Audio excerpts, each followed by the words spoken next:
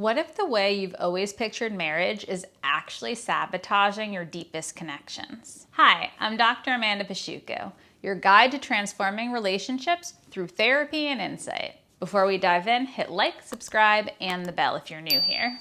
Let's start by discussing the myths that we've inherited. Growing up, we're fed stories from family dinners, old movies, and whispered advice. This makes marriage like a contract, etched in stone, where roles are assigned and happiness follows a script. But in my practice, I've seen how these inherited myths create invisible barriers.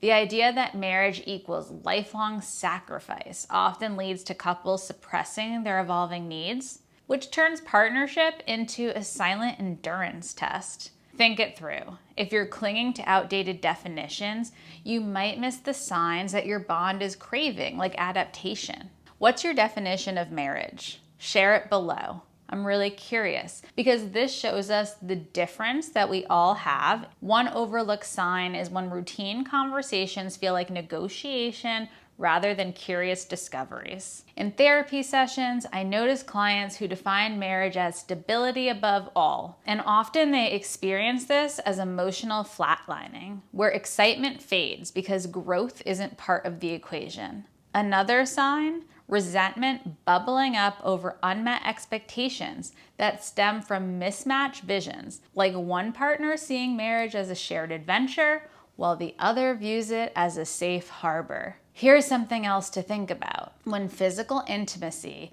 goes from passion to routine, it could mean that your definition doesn't take into account how desire changes over time because of things like stress, aging, and just personal breakthroughs. Recognizing these signs is powerful, but redefining marriage, that's where the real magic happens. Let's think of marriage not as a destination, but as a living system and story you co-design and create together. Start by auditing your shared values. Sit down weekly and discuss, what does commitment mean now? Not what it meant a decade ago. Think about things like incorporating flexibility, allowing space for individual pursuits that feed back into the relationship, turning potential drift into renewed synergy. Think about mapping out dreams together, which helps blend security with spontaneity. If you don't know where to start, go grab Connect in the description below. If this resonated, drop a comment with your favorite takeaway.